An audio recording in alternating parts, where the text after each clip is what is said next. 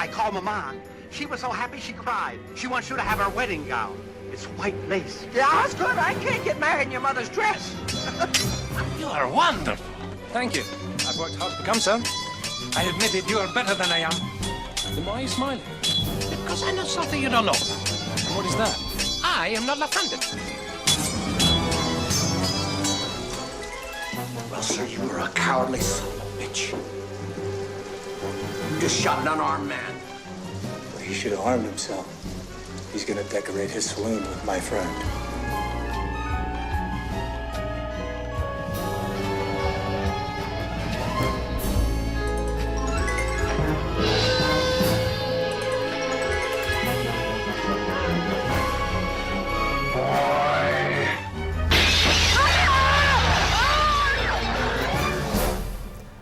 I do so love it. I don't know what intro they're going to show each week when we start this program, so I enjoy this along with you. And every time it's Super Fuzz or Phantasm, I'm very happy. Phantasm, 40th anniversary of the release of Don Coscarelli's Phantasm, only like a week or so ago. So wonderful timing on that part. Speaking of Phantasm, this has nothing to do with that. We have fewer films, I should say, to talk about this week than normal, but a good mix and ones that I'm actually pretty excited to ramble on about, and some that I'm less so. Let's see if you can figure out the ones that I care less about talking about. So we're going to scoot on, biddly bop, boogie on down over here.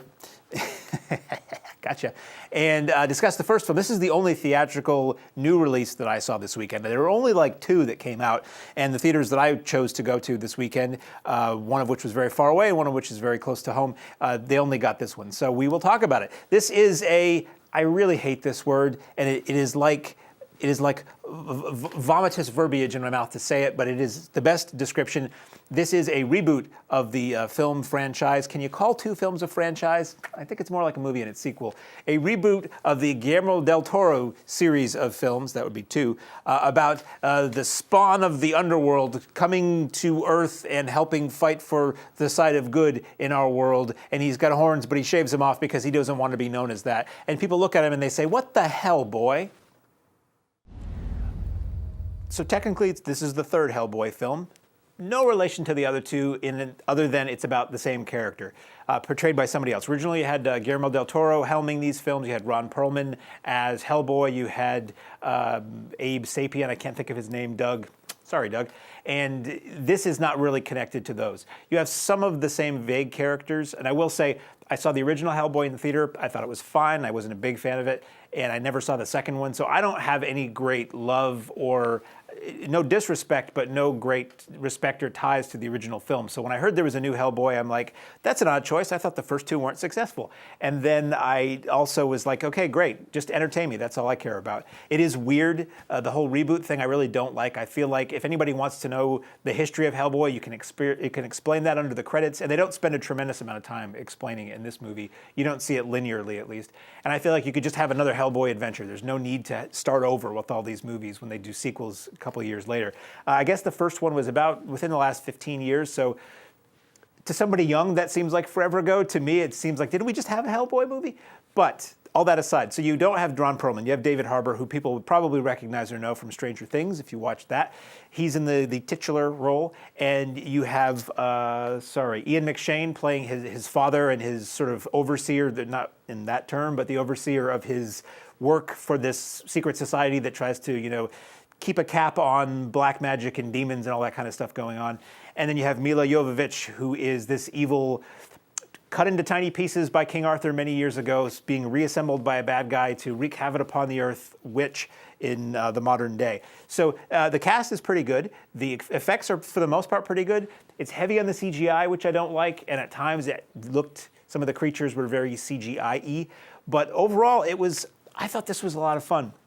I'm reading a lot of people who are really crapping all over this movie for whatever reason, because it's not another Guillermo del Toro movie and it's not Ron Perlman in it. But I thought it was fun. I saw this as a Saturday matinee, and what is delivered to me was a Saturday matinee monster movie. It's R-rated, so there's cussing and there's blood and guts up the...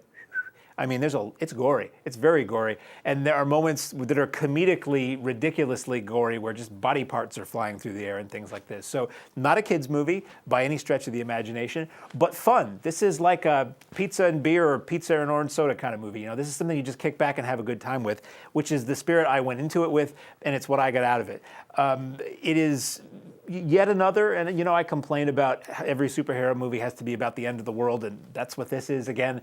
But it's so breezy and fun. It reminded me of another movie most people hate that I like, Hansel and Gretel Witch Hunters, that felt vaguely like that in some of the old magic in Old England and weird creatures and things like that. Kind of legitimately creepy at times. There's this character of Baba Yaga, the famous evil witch, and that's kind of gruesome and creepy when on screen. So it's a good comedy horror mix. I would call it more of a horror movie than a superhero movie, more of a comedy than a serious horror film, and sort of an action movie too. So I enjoyed Hellboy. I would go and pay. I look at Hellboy kind of like the Resident Evil movies.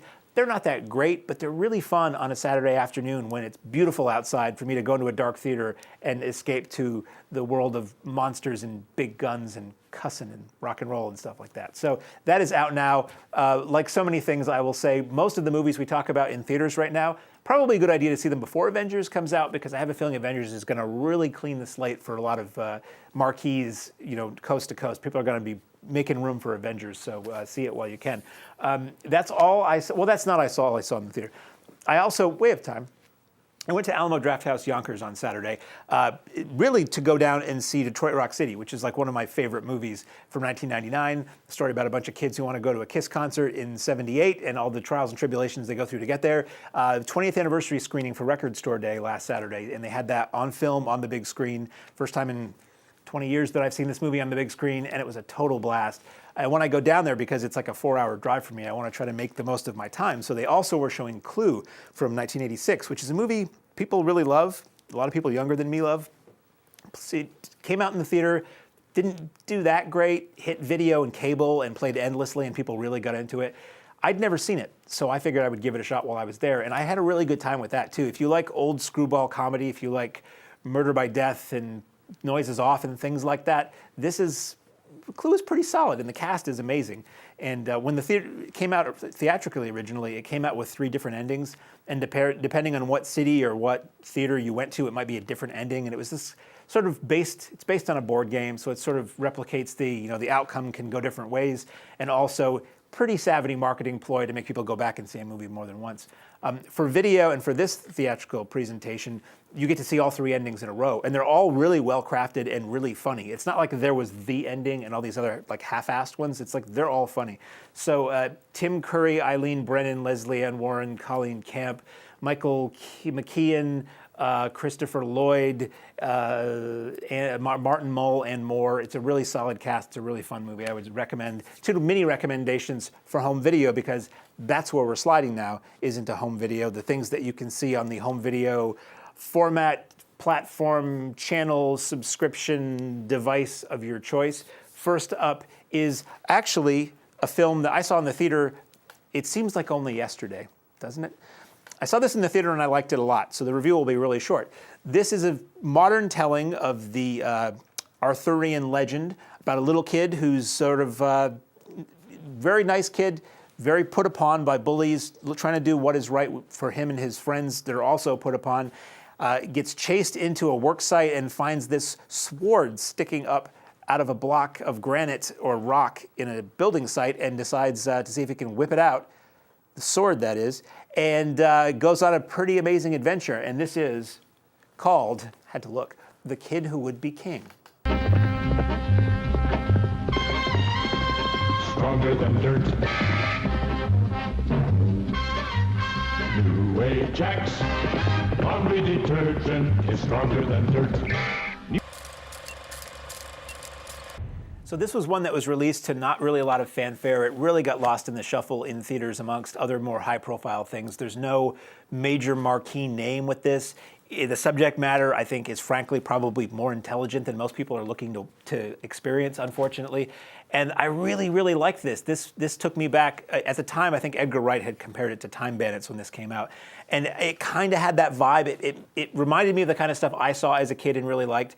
As a kid, I wasn't really drawn to movies that were about kids. That's something that media got in their head at some point in the 80s or 90s, that kids won't watch anything unless it focuses on kids. I think that's a load of garbage. When I was a kid, I wanted to watch movies about adults that I might want to aspire to be like. So you get mostly just movies about kids, and a lot of times I don't really, as an older person now, I don't really enjoy watching those, but this one I was totally into it. The kids who were supposed to be nice were nice. The kids who were bullies maybe eventually come around in the movie, maybe not. I don't want to give anything away. And the threat was really cool and spooky, and it's basically it's not retelling the King Arthur tale, because this movie says King Arthur happened, but it's sort of a continuation of that, where this kid is maybe the heir to the throne and has to fight demons and dragons and evil wizards and all that other stuff, kind of like that other movie we were just talking about, funny enough. And the kids are totally likable. The effects are really cool. It's really cool. It's very funny, and it's really smart, and the locations are great. So it's like, I mean, when I was watching it, I walked out of the theater and I'm like, this is great and smart and funny and intelligent, and it's going to die a quick death because it's too smart for the room. So I'm hoping that this movie finds its audience on video. It's a tough, again, it's going to be tough because it's a film that doesn't star anybody you've heard of other than Patrick Stewart. Patrick Stewart plays Merlin. In this film, you have these two kids, and they are sort of helped out and watched over by a younger Merlin, who occasionally vexes into his old self. It sort of bamps into his old self. And it's so much fun. It reminded me of Army of Darkness in some ways too. So I would highly recommend The Kid Who Would Be King. Whether you have kids or whether you want to be that creepy adult who goes in and buys a kids movie in the store all by yourself, it's worth the social ostracism for an entertaining 2 hours, I thought. Now we will move on to a film. Speaking of superhero movies, we kind of have two this week. Hellboy, it's based on a comic. I guess you could call it a superhero movie. Here's another film that is, I didn't really think about the originals as superhero movies, but this kind of is. So you had this movie called, what the heck was that called? Unbreakable, by M. Night Shyamalan many years ago, with Bruce Willis as this guy who couldn't be hurt. And he went up against Samuel L. Jackson, who was a guy whose bones were very brittle, and he could easily be hurt, let's say that. And it was sort of a much more real-world take on superhero movies before the spate of Marvel movies really took off. Then you had a movie called Split a couple of years ago, which was a movie with, pardon me, I give you my back, James McAvoy, about a man with multiple personalities, one of which may have sort of superpowers. This is kind of unique in filmdom, or unique to until recently. This is a sequel to both of those movies. This is a film that is a sequel to Unbreakable from a decade or more ago, and a sequel to Split from a couple years ago. And it brings all of these characters together, Samuel Jackson, James McAvoy, and Bruce Willis, as superheroes and supervillains, and who will come out on top. And it is called Glass. It's a bird. It's a plane. It's Underoos! Great Minerva! It's a real change of underwear. Wearing underoos is fun! This was one that was very highly anticipated by some people who were big Shyamalan fans, people who were big fans of Unbreakable, who never thought they would get a sequel. A little tease is that at the end of Split, Bruce Willis in his character makes a very, very, very tiny cameo, and people were like, oh, what's happening now? And people who really like Split get a sequel to that too. I saw Unbreakable when it came out. I thought it was okay. I saw Split when it came out, and I wasn't that big a fan of it. So for me, this was like mostly interesting to see where you're going to take these two stories, your chocolate and peanut butter together, where it's going to go. And I wasn't really a big fan of this. This was one that my take on it was that it was mostly a lot of people sitting around in rooms talking for 90% of the film, and then a big fight, and then it was kind of over. So I didn't get a lot out of it. I think if you're big fans of Split, you'll probably enjoy this, because you do get a lot of McAvoy just jumping from one character to another, and just you're looking at the same guy, and he just is becoming different people in front of your eyes. That is pretty impressive, and something I'm sure an actor enjoys doing. Willis is just kind of there, as he has been in the last decade of films. Jackson is fine, but he doesn't have quite a lot to do. And I just wasn't into this one that much. But again, I wasn't really into the other one, so I really can't tell you. I will say it is a lot of time spent with these characters. There's not a lot of it's not a movie where you go to see characters you like the first time and we're suddenly spending all these time with other people. There's a young woman who was one of the survivors of the attack of a group of young ladies by the McAvoy character in the previous film.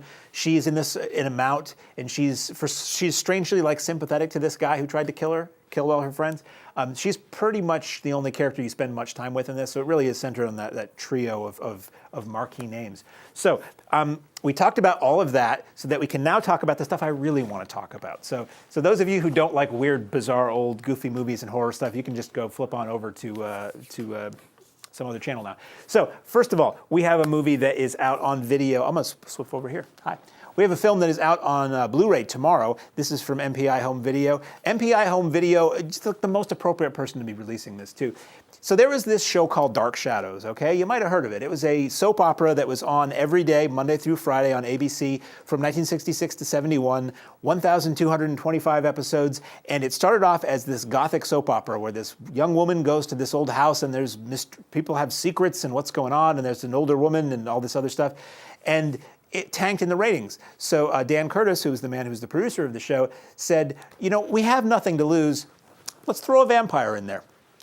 And they did, and the show took off like a skyrocket, and it became this huge daily horror soap opera that was just merchandising and novelty records and 2 feature films and a revival series 20 years later, and on and on and on. It became this phenomenon. So here we have a documentary about Dan Curtis, about his life, about really at its core the making of Dark Shadows and that experience for the people involved, and what Dan Curtis did afterwards. And it is entitled Master of Dark Shadows.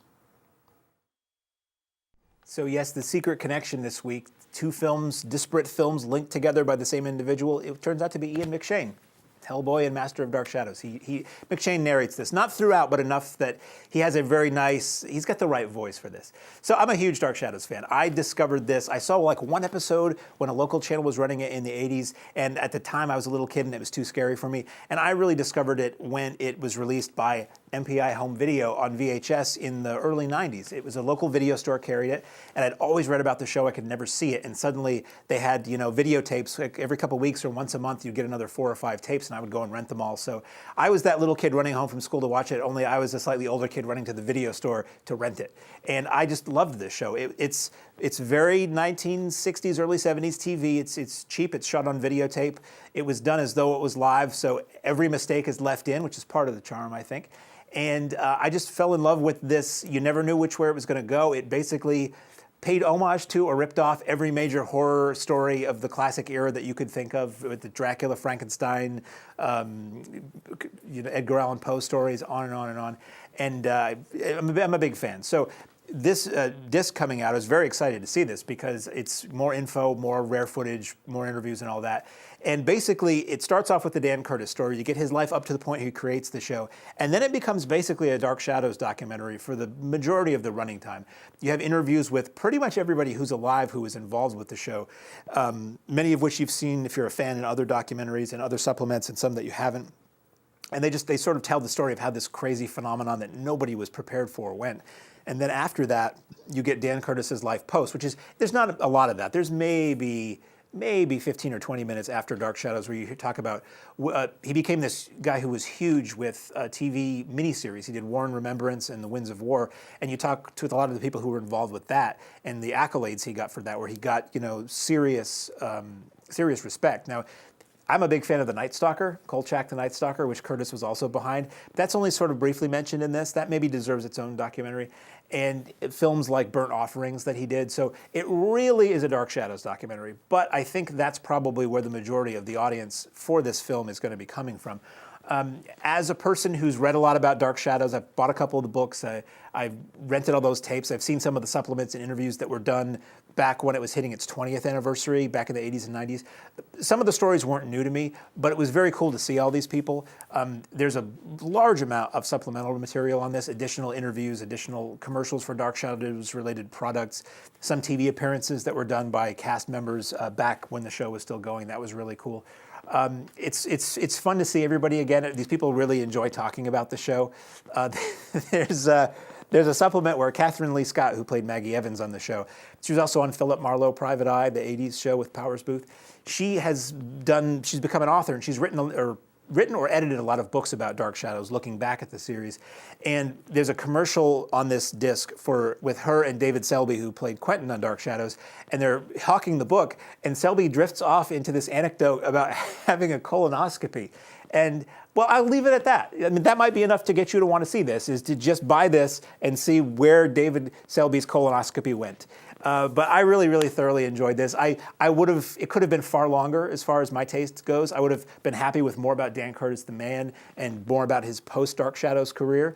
But I love Dark Shadows, so this was a wonderful hour and a half spent, a little bit more time spent with these people. Some cool footage I'd never seen before, a lot of cool photographs, and I really love it. I think, and again, MPI, how appropriate that they're putting this out. There have been the people who've kept Dark Shadows alive, as far as I'm concerned, for the last 20 or 30 years. So if you're a Dark Shadows fan, it's totally worth seeing. If you're curious about the phenomenon of Dark Shadows, I think it'll be fun, because you probably haven't heard these stories before, and I am very glad they sent me a copy, because I'm keeping it. So there. Up next, now it's the Arrow Video Corner. Don't you know? That's fine. So we'll go into this trailer. Oh, no, there it is. It's the Arrow Video. Oh, hey, how are you? So this is a film that I had seen once before. This has been on video before. This was released, Blue Underground, I believe, had this out on DVD. I don't think they had it on Blu-ray. So this has been in the video marketplace for a while. But then Arrow comes along, and it makes you go, I already own it, but do I own the best version of it? And if you know Arrow, the answer is no. You need to get the Arrow version. So this is a film by Enzo G. Castellari, who directed the original film entitled Inglourious Bastards that Tarantino it inspired Tarantino to make a film with a similar title. They're not really the same movie at all. And stars Franco Nero, who worked with Castellari on several films. And it is a spaghetti western about a man who is half white man, half Indian, who comes back to his hometown after being away for 15 years and finds the place just a wasteland. It's like post-apocalyptic. It's been ravaged. And it's all the fault of his father and 3 half-brothers. So how does he come to terms with family and justice and all of that when his name is Keoma? Franco Nero is so cool. I mean, come on. When he was in the last John Wick movie, I couldn't believe it. It was like, it's Franco Nero, this is fantastic. I'm like the only guy in the theater who knows, but I was very excited. So this is a film I had seen before. I had the previous edition, and it was never one that, it didn't click with me for some reason. I didn't like it all that much. And I don't know what I was thinking. I must not have been paying attention, because watching it again, this is great. This was really good. It's very melancholy. It's a very sad film, or the vibe of it is very sad. You have Nero as Keoma, who's coming back to town after being away for 15 years, was never quite at home there because he was a half-breed, loved by his father, but taunted and hated by his 3 brothers and by the townspeople because he was different. He was the other. And now he's coming back and he finds this place a wasteland. The mining company run by his brothers and father has just environmentally destroyed everything. And it looks like, that's what I love about this movie. It's very otherworldly. It's very weird and dreamlike, and it feels like he's on like another planet, or like the bomb has dropped. It's really weird and creepy. There's a plague that's going through town because the water's been poisoned by the way the mining company has been operated. And he's basically back home to try to right the wrongs that have been done in his absence and make amends with his father and try to survive and just be free, which is the theme of this. It's really interesting. Nero basically, this is from '76, so this is pretty late in the spaghetti western game, if not one of the final. I mean, they kept kind of making them over time, but when they were making a lot of them, it was really mid-'60s to early '70s was the burst of spaghetti westerns. So here you have Nero riding into town looking like a hippie, looking like a dirty hippie. He's got long hair, huge beard, shirtless with a jacket on, and eschewing some of the same philosophies that were out and about in that time as far as counterculture and hippie and things like that. And that's one of the things that was interesting to me about spaghetti westerns as they moved on into the 70s, is that the hairstyles of the day were getting closer to what the hairstyles actually were back in this period we're dealing with. And you didn't have everybody with, short, well-coiffed crew cuts and short hair in the Old West, which you kind of mostly didn't. You had either people with long, straggly hair or they had just almost shaved heads. So in the 70s, you had people look like they did walking around, when the movies were shot, the 1976 guy, but he also is not totally out of place in 1876 or 1856 or whenever these take place. And one of the good things about Westerns that I have found, and maybe more the spaghetti Westerns than the original Westerns, although High Noon, maybe you did it back then too, but Westerns are not always just about people riding horses and the Dalton gang riding in and shootouts on Main Street. There's a lot of other stuff going on, and this Western gets into sort of counterculture issues. It sort of gets into environmental issues and some other things that were relevant to the audiences of the day. And you can sort of do that through this thing that's set a couple hundred years earlier. And that was a couple hundred? maybe 100. That was really cool about this. The music is fantastic. It's very kind of Greek chorus style music. You have the DeAngelis brothers who did a lot of music for Italian crime movies and some spaghetti westerns. And a lot of the lyrics of the songs very much feel like they're being sung by the characters, even though they're not.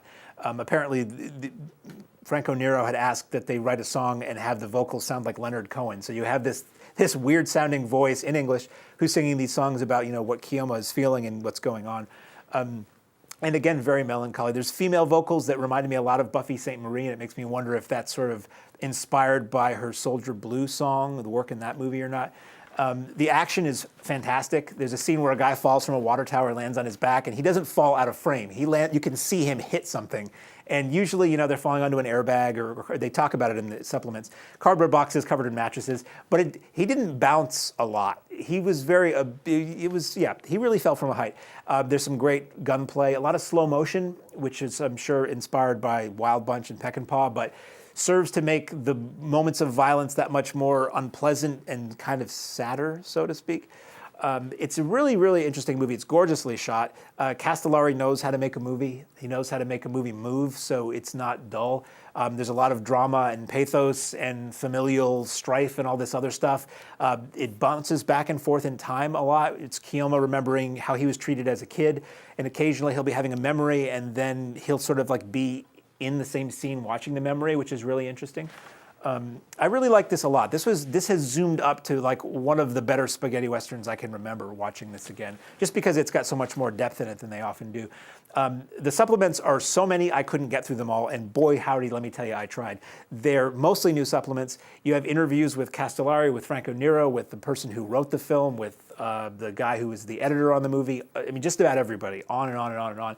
And it's really interesting. It gives you a lot of insight into what this film was, what it was intended to be. It was apparently intended to be a lot weirder and a lot more otherworldly and allegorical, but that kind of got dropped. And you get some fun stories, and again, Franco Nero is so cool. He's such a badass. Castellari is really cool. I just like this so much. This was a wonderful rediscovery for me, so I would highly recommend Keoma if you like spaghetti westerns. It is available in an English or Italian version. Again, I chose the English dub. Most of the people were speaking English on set, and also Franco Nero dubs his own voice. The songs are in English, and you get the woman who plays this strange old woman who sort of represents death, who is seen throughout the film. She was voiced by the same dubber who did the voice of Helena Marcos in the original Suspiria, so that was kind of fun for me too, to hear that same voice coming out of a different face. Although that old lady looked like she could have been Helena Marcos in Suspiria, so that kind of was appropriate. Okay, now something unprecedented. I'm going right over. I'm confusing them all. Something unprecedented in the history of this fine program. Program, yes. Fine. We have a book. I'm reviewing a book on the show. I know how to read. Yes, it's a book about movies because that's generally the only thing I read when I am reading and not watching movies. So it's called Teen Movie Hell. This is a film book about 80s. Theoretically just 80s, but it's really bigger than that. This is a film book about 80s teen sex comedies. Films like, Porky's and Losing It and King Frat and Animal House, to go back a little farther, and all kinds of stuff. Written by a man named Mike McPadden, who was also known as Mike McBeardo. And he has done another book that's really well regarded by like everybody I know, called Heavy Metal Movies, which was about heavy metal movies. And this is a film that is basically, it's a book that is basically a compendium of reviews of just about everything you could possibly imagine that came out from, let's say, mid-60s to early to mid-90s that falls into the teen sex comedy category. So we actually have, hot off the press, a trailer for this that gives you an idea of what this is about, and then we'll come back and I will blabber on about it.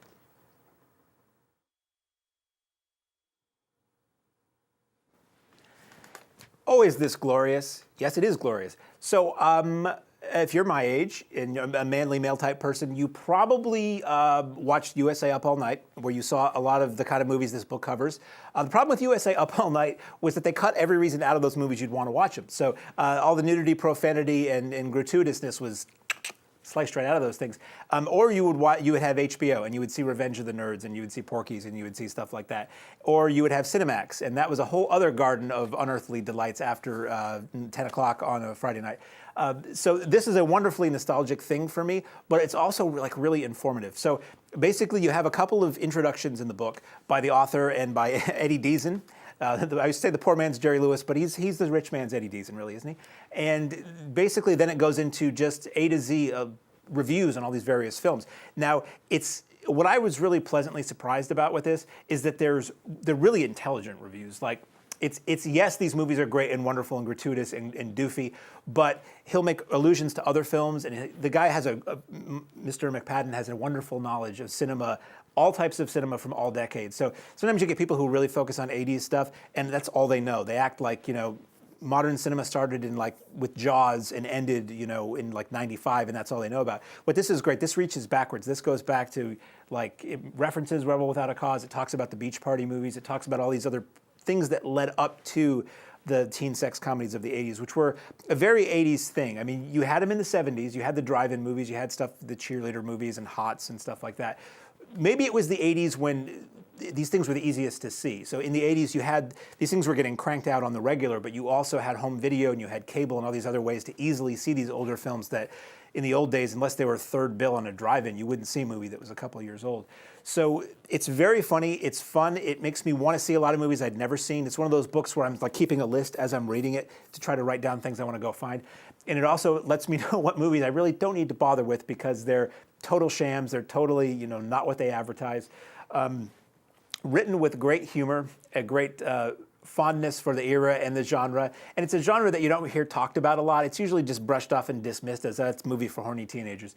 But, and they were. And oh, were they so helpful as a youth. And they're fun to watch, a lot of them now. They're not terribly acceptable socially in many circles now, but a lot of these movies are just funny and vibrant and wild, and they let loose with a freedom you don't really see on the screen that often anymore. So the book is lovingly laid out. Really cool imagery, stills from the movies, posters, foreign posters, which I thought was kind of cool. A lot of serious information, not just what somebody thought of the movies. There's good information in here. Full disclosure, I was given an electronic online screener copy of this to read, and I only was able to get into the F section, appropriately enough. But I like it so much, I'm going to buy this. This is available now online. If you just search Teen Movie Hell, the first result on Google is the website to buy this directly. And you get a cool little patch with it, too, if you buy it now.